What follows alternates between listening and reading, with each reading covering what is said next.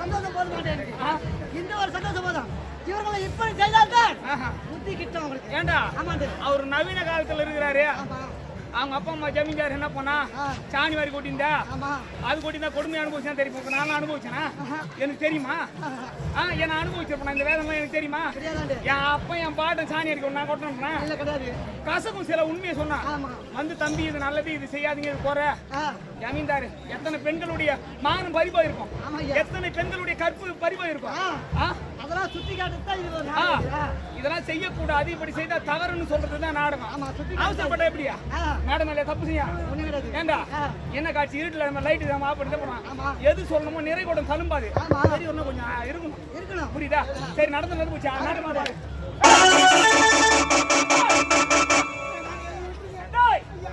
இப்ப புரியுதா? என்னை எதிர்த்தா யாரும் இந்த உலகத்தில் இருக்கவே முடியாது.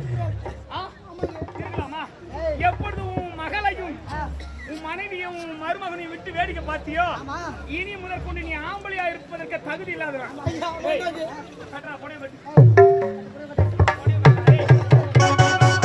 இதன் பிறகு நீ வேடியாதான் வாழணும். என் கணக்கு பிள்ளை அத்தனை சித்திரவதை செய்யும் போது பார்த்துக்கிட்டு இருந்தால இனி இந்த உலகத்துல நீ வேடியா உன் கொண்டாட்டியா உன்னை மதிக்கூடாது. கட்டா போடு கட்டா போடு கட்டு கட்டு போடு கட்டுறா போடுங்க. இனி நீ பொம்பளையாதான் நீ வாழணும். அது மட்டும் கிடையாது, இவர்களை இப்படியே விட்டால் சரி வராது. எடுத்துனோடா கொல்றா.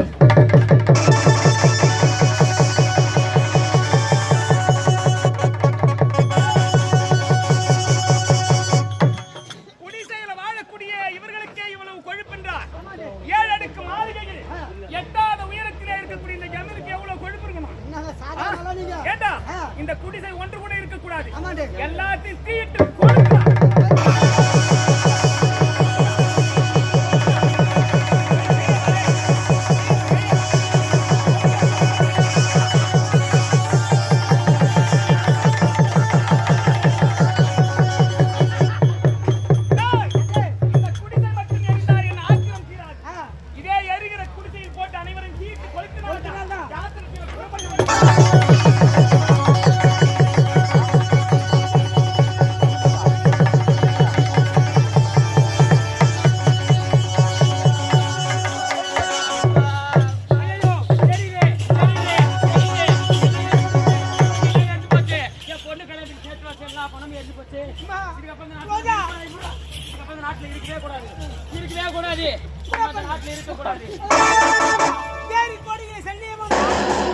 அந்த ஆலயத்திற்கு சென்று இந்த ஊர் மக்கள் அனைவரும் ஓரடியாக திரண்டு ஊரணி பொங்கல் வைக்க சென்று கொண்டிருக்கிறார்கள். ஆகையினாலே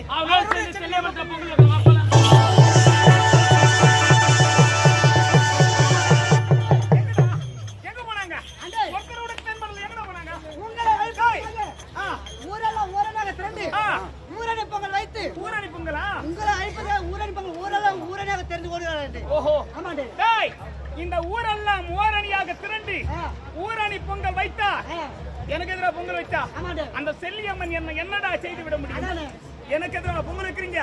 உங்களுக்கு எல்லாம் அதே இடத்துல நான் பொங்கல் வைக்கிறேன்.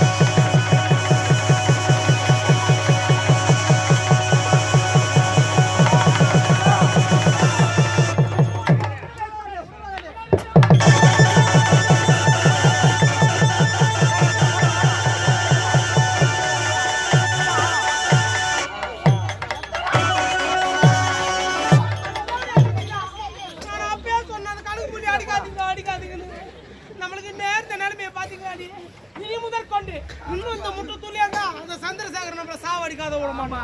அதனால இந்த முட்டத்தூர் கிராமத்தை விடுத்து வேற ஏதாவது கிராமத்துக்கு சென்று அங்க போய் புடிச்சு போயிடலாம்.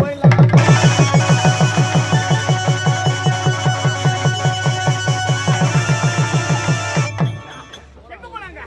எங்கடா? ஒருவர் கூட தென்படவில்லை. எங்கடா போனாங்க? எங்க போனாங்க?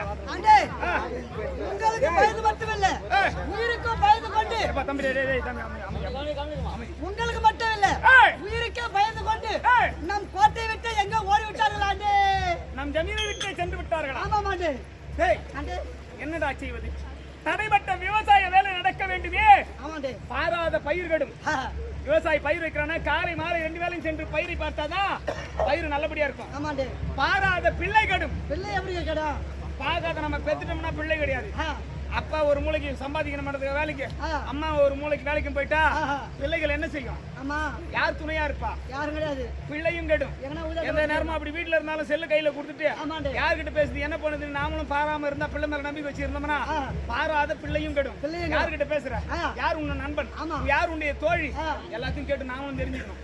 அப்படி பிள்ளையை பார்க்காவிட்டா பாராத பிள்ளையும் கெடும். நீங்க சொல்றது உண்மையான விஷயம். பருவத்தை பயிர் செய்ய வேண்டும்.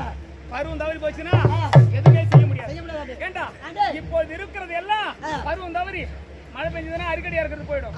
நாத்து பறிச்சது 2 நாள் இன்னும் நாத்தங்கல்ல இருந்ததுன்னா நாத்து பலனை கொடுக்குமா? நாத்து அழிவு போயிடும். இப்போ தடைப்பட்ட வேலை நடக்கணும். நம் ஜமீன்ல இருந்தவர்கள் எல்லாம் அடி உதைக்கு பயந்து இருந்தால் ஜமீன் இதுவும் நம்மளை கொன்று விடுவா என்பதற்காக பயந்து அஞ்சி ஓடி விட்டார்கள். அதனால தடைப்பட்ட வேலை நடக்கணும்னா இப்ப என்ன செய்யலாம்? அதுக்கு என்ன வழி? நான் ஒரு சொன்னால் என் மீது கோபத்துக்கு கொள்ள மாட்டீங்களே. முதல்ல சொல்லு. அது கோபப்படாத மாதிரி இருந்தா கோபப்பட மாட்டேன். எல்லாம் உன் நன்மைக்காகத்தான். சொல்லு என்னன்னு சொல்லு பாப்போம். ஆமாண்டே. நீங்கள் எப்படி ஜெமினோ உனக்கு நிகரானவர் உனது மாமனார். ஆமா. யார்? மருதநாட்டு மன்னர். இதுவரைக்கும் நீங்க மாமனார் வீட்டு சென்றதும் கிடையாது. உனது மனைவி மருதாவியோ தாய் வீட சென்றதும் கிடையாது. சரி. இப்போ இதை உனது மனைவி மருதாவி அனுப்பி அங்கிருக்க பாதி பணியாட்களை வரவைத்தால் தடைப்பட்ட வேலையெல்லாம் செவ்வனமாக செய்து முடிக்கலாம். ஆஹா, தகுந்த நேரத்தில்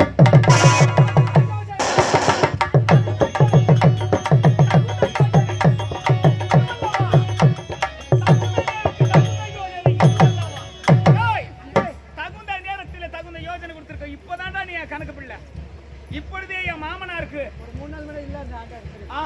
இப்ப என்ன செய்ய வேண்டும் தெரியுமா?